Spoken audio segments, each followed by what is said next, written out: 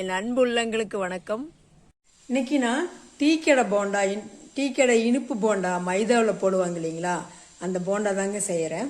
அதுக்கு என்னென்ன தேவையான பொருள்னு பார்த்துடலாங்களா. 1/4 கிலோ மைதா எடுத்துருக்குறேங்க.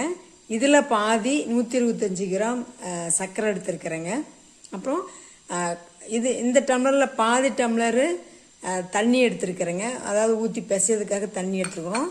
நம்ம திரும்ப பத்தலைனா ஊற்றி பிசைஞ்சிக்கலாம். ஆனால் ஒரேடியே தண்ணி ஊற்றி பிசையக்கூடாது. அதுக்காக இந்த மைதாவில் எடுத்த டம்ளர்லேயே அதே டம்ளர்லேயே பாதி அளவு தண்ணி எடுத்து வச்சுருக்கிறேங்க. அப்புறம் பார்த்திங்கன்னா கொஞ்சம் இனிப்புனால கொஞ்சம் ஒரு 2 பிஞ்சு உப்பு எடுத்துருக்கிறேன். இட்லி சோடா கொஞ்சம் எடுத்து வச்சுருக்கேங்க, 1 பிஞ்சு போட்டுக்கலாம். அப்புறம் ஏலக்காய் ஒரு 2 ஏலக்காய் தட்டி வச்சுருக்கிறேங்க. இப்போ நம்ம ஒன்றா போட்டுக்கலாங்களா. இப்போ நம்ம இந்த மாதிரி ஒரு அகலமான பாத்திரம் எடுத்துக்கோங்க. இதில் அந்த தண்ணி ஃபஸ்ட்டு ஊற்றிடலாங்க. அதுக்கப்புறம் இந்த சர்க்கரை, இந்த 1/4 கிலோவில் பாதி அளவு சர்க்கரை போட்டுக்கலாங்க. போட்டுட்டு கொஞ்சம் உப்பு ஒரு 2 பிஞ்சு உப்பு, ஏலக்காய் தூள் ஒரு 3 ஏலக்காய் தட்டி வச்சுருக்கேங்க, அதை போட்டுக்கலாம்.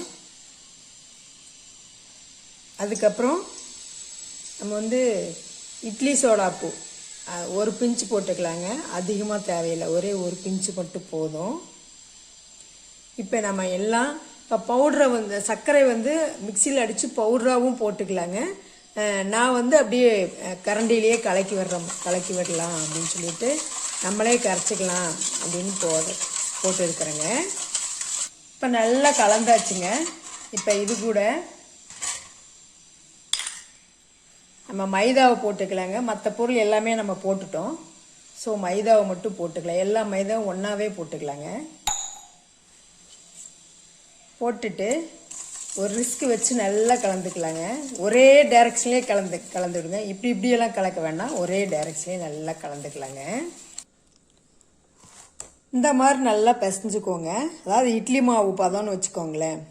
பிசைஞ்சிக்கணும். நீங்கள் தண்ணி அளவாக எடுத்துங்க. இப்போ 1/4 கிலோ எடுத்தீங்கன்னா நீங்கள் எந்த டம்ளரில் எடுத்தாலும் சரி அல்லது பவுலில் எடுத்தாலும் சரி, அதில் ஒரு பாதி அளவு தண்ணி ஊற்றினா போதும். அப்படியே 10 நாள் நீங்கள் தண்ணி கொஞ்சம் ஆட் பண்ணிக்கோங்க. ஏன்னு கேட்டோம்னா அந்த தண்ணி ரொம்ப அதிகமாக ஊற்றிட்டிங்கன்னா இது இந்த கன்சிஸ்டன்சி வராது. அப்படி வரலினாலும் பரவாயில்ல, அப்படி வரல அப்படின்னா கொஞ்சம் மாவு ஆட் பண்ணிக்கோங்க. மைதா மாவை கொஞ்சம் ஆட் பண்ணிக்கோங்க. இன்னும் கொஞ்சம் அதிகமாக போட்டு நல்லா இந்த பதம் வர நல்லா பிசைஞ்சுக்கோங்க. இப்போ இதை நம்ம ஒரு 1/2 மணி நேரம் ஊற வச்சிடலாங்க. இல்லை 1/4 டம்ளர் கொஞ்சம் கம்மியாக அவ்வளோதான் எடுத்துருக்கிறேன். இப்போ இதை நம்ம கொஞ்சம் தண்ணி ஊற்றி ஊற வச்சிடலாங்க. அந்த ரவை முழுகிற அளவுக்கு தண்ணி ஊற்றி கொஞ்சம் அப்படி நல்லா ஊற விட்டுறலாங்க. இது ஊறுற வரலும் இதுவும் ஊறட்டும். ஒரு 1/4 மணி நேரம் நல்லா ஊறட்டுங்க. ஒரு 1/2 மணி நேரம் நல்லா ஊறட்டும். கரெக்டாக அந்த ரவை முழுகிற அளவு மட்டும் ஊற்றிங்க, அதிகமாக தண்ணி வேண்டாம். போண்டாவுக்கு எண்ணெய் காய வச்சுருக்கிறேங்க. இப்போ இந்த எண்ணெயிலேயே நம்ம தேங்காய் நான் சின்ன சின்ன பல்லாக நறுக்கி வச்சுருக்கேன். நீங்கள் துருவி வச்சுருந்தாலும் நீங்கள் நெய்யிலையோ எண்ணெயிலையோ போட்டு வறுத்து தான் போட்டாலும். முந்திரி ஒரு 4 முந்திரி உடச்சி வச்சுருக்கிறேங்க. இதை இப்போ அப்படியே நம்ம கொஞ்சமாக காய வச்சுக்கலாங்க. ரொம்ப பொரிக்க வேண்டாம், ஓரளவுக்கு பொரிச்சு எடுத்துக்கலாம். இந்த அளவுக்கு செவந்தா போதுங்க. நம்ம இதை எடுத்து மாவில் கொட்டிக்கலாம். எண்ணெய் சிம்மிலேயே வச்சு அப்படியே காய வைங்க. நம்ம ரவை கொஞ்சம் ஒரு 1/4 டம்ளர் ரவை எடுத்து ஊற வச்சுருந்தோம் இல்லைங்களா, நல்லா ஊறிச்சு. இப்போ இந்த ரவையும் இதுலேயே போட்டு இன்னொரு தடவை நல்லா பிசைஞ்சு கொடுத்துக்கலாங்க.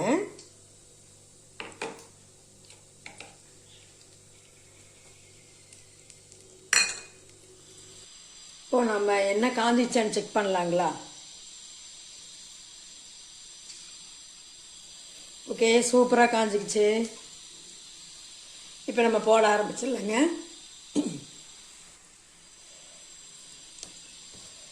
ஒன்றொன்னா போடுங்க.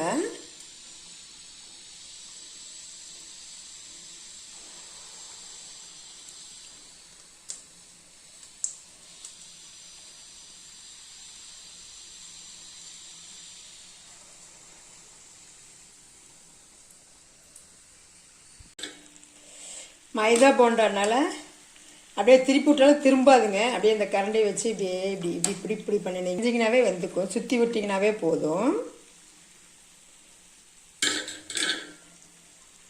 எல்லாம் ஒன்று போல் வந்துச்சு பாருங்க. இப்போ இது மைதா மாவுனால பிகினர்ஸ்க்கெல்லாம் வந்து டக்குன்னு போட முடியாது. அப்படி பிகினர்ஸ்க்கெல்லாம் பார்த்தீங்கன்னா நம்ம வந்து இந்த மாதிரி கரண்டி வச்சுக்கோங்க.